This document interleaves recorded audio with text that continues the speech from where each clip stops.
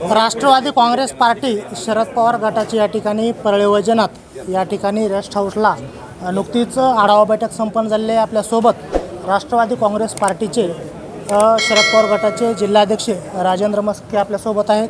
काय सांगायचे, नुकतीच बैठक या ठिकाणी संपन्न झालेली आहे। राष्ट्रवादी काँग्रेस पार्टीची तालुक्याची बैठक, परळी तालुक्याची बैठक या ठिकाणी आत्ताच पार पडलेली आहे। स्थानिक स्वराज्य संस्थेच्या निवडणुकीच्या अनुषंगाने ही आढावा बैठक होती आणि या बैठकीमध्ये जे कार्यकर्ते तालुकाभरातून आलते, प्रमुख कार्यकर्त्यांना आम्ही या ठिकाणी बोलवलं होतं आणि त्यांचं म्हणणं या ठिकाणी ऐकून घेण्याचं काम आम्ही केलेलं आहे। आणि ह्याच्यामधून जे कार्यकर्ते जिल्हा परिषद असेल, पंचायत समिती असेल, नगरपालिका असेल इथे इच्छुक आहेत, यांच्याशी चर्चा झाली पाहिजे, त्यांचं मत ऐकून घेतलं पाहिजे, त्यासाठी ही मीटिंग होती। कार्यकर्त्यांमध्ये असेल, पदाधिकाऱ्यांमध्ये असेल, संवाद झाला, पण यामधून कार्यकर्ते आणि पदाधिकाऱ्यांमध्ये कुठेतरी एक नाराजीचा सूर असेल, एक खदगद असेल तर त्यांनी व्यक्त केलेला आहे। तर त्याबद्दल आपण कसं पाहता या गोष्टीकडे? कार्यकर्ता काम करत असताना सामाजिक क्षेत्रामध्ये अडीअडचणी खूप येतात आणि परळीमध्ये तर खूप अडचणीत कार्यकर्त्यांना काम करतात। त्याचे अनुभव, त्याला झालेला त्रास हे देखील त्यांनी भावना व्यक्त केल्यात आणि ती वस्तुस्थिती समाजकारणामध्ये आणि राजकारणामध्ये काम करणाऱ्या कार्यकर्त्याला खूप अडचणी आहेत। या अडचणीला मात करून आमचा कार्यकर्ता त्या ठिकाणी फाईट करतो आहे आणि खऱ्या अर्थानं सामान्य माणसाला मदत कशी होईल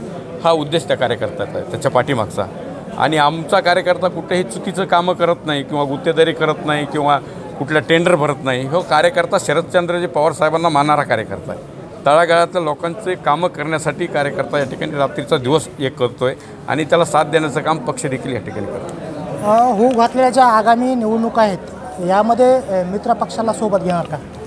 राष्ट्रवादी काँग्रेस पार्टीचा जो निर्णय या ठिकाणी महाविकास आघाडी म्हणूनच या ठिकाणी आम्ही युती करूनच, आघाडी करूनच ही निवडणूक लढतो आहे। मग काँग्रेस असेल किंवा शिवसेना उबाटा गट असेल किंवा आमच्यासोबत जे शेतकरी कामगार पक्ष असेल किंवा कम्युनिस्ट पक्ष असतील, या सगळ्यांना एकत्र करून आम्ही ही निवडणूक लढतो। काय अजेंडा असेल, कशा पद्धतीनं या निवडणुकीला आपला सामोरं जायचं? निवडणुकीमध्ये अनेक मुद्दे आहेत। तुम्ही आता बघताय अतिवृष्टी झालेली आहे, शेतकरी अडचणीत आहे, हातात तोंडाशी आलेला घास शेतकऱ्याचा गेलेला आहे, शेतकऱ्याच्या जमिनी खरडून गेलेल्या आहेत, पिकांचं नुकसान झालेलं आहे। ह्या सगळ्या गोष्टी या ठिकाणी होत असताना सरकारकडून कुठलीच आर्थिक मदत शेतकऱ्याला मिळत नाही आणि ती मदत या ठिकाणी मिळाली पाहिजे। फक्त सरकार घोषणा करतं आहे परंतु या ठिकाणी आर्थिक मदत आजपर्यंत शेतकऱ्याला मिळाली नाही।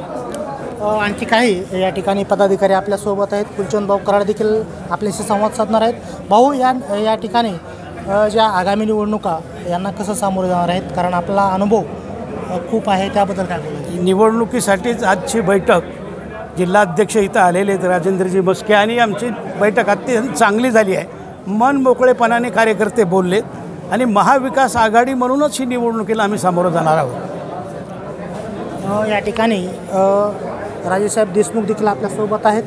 काय या ठिकाणी अजेंडा असणार आहे, कारण सगळ्याला सोबत घेऊन, मित्र पक्षाला सोबत घेऊन या आगामी निवडणुकीला आपण सामोरे जाणार आहे? या ठिकाणी कार्यकर्ते अतिशय सक्षम पद्धतीनं विधानसभेला लढलेले आहेत, लोकसभेला लढलेले आहेत। जे प्रामाणिक कार्यकर्त्यांनी काम केलं त्या प्रामाणिक कार्यकर्त्याला संधी देण्याचं काम या ठिकाणी करणार आहोत। या ठिकाणी जसं आमच्या जिल्हाध्यक्षांनी सांगितलं की मित्रपक्षाला सोबत घेऊनसुद्धा जे कोणी चांगले कार्यकर्ते, लढवय कार्यकर्ते असतील आणि प्रामाणिक असतील त्यांना संधी या ठिकाणी दिली जाईल। महाविकास आघाडीची वज्रमूठ आपण बांधत आहे, सगळ्यांना सोबत घेऊन आपल्या निवडणुकीला सामोरं जायचे आहे। तर एकूणच या ठिकाणी सगळ्याला सोबत घेऊन कशी फाईट असणार आहे, कशा पद्धतीने या निवडणुका आपण लढणार आहे? नाही, परळी हा एक विकासाचा मुद्दा राहील। या ठिकाणी जसं आता जे परळीमध्ये जी आज दुर्गंधी झालेली आहे ती दुर्गंधी या ठिकाणी आपल्याला कमी करायची। तुम्ही आज पाहिलं परळी की इथं जे बोगस बिलं नगरपालिकेला उचलण्याची संख्या प्रचंड झालेली आहे, ती या ठिकाणी बोगस बिल न उचलता या ठिकाणी प्रामाणिकपणानं आलेला वरचा 1 रुपया जो आहे तो प्रामाणिकपणानं जनतेवर, रोडवर, नालीवर आणि सगळ्या विकासावर खर्च केला जाईल सर्वसामान्यासाठी। आणि या ठिकाणी विकासाचा अजेंडासुद्धा राबवणं प्रचंड गरजेचं आहे, कारण ह्याच्या अगोदर परळीमध्ये नगरपालिकेचे बिलं असतील ते बोगस उचलले गेलेले आहेत, पंचायत समिती जिल्हा परिषदेच्या माध्यमातून बोगस बिलं उचललेत, ही सगळे वाळू माफिया असतील, राख माफिया असतील किंवा ही बोगस बिलाची यंत्रणा असेल, ही बोगस बिलाची यंत्रणा या ठिकाणी आमचा प्रामाणिक कार्यकर्ता 100% हाणून पाडेल आणि सर्वसामान्य माणसासाठी एक विकासाचं राजकारण या ठिकाणी सुरू करेल। या ठिकाणी विकासाचं राजकारण या ठिकाणी करणार असं महाविकास आघाडीचे नेते सांगत आहेत। कॅमेरामन दत्तासह मी श्रीमंत Khandekar, news Maharashtra one channel.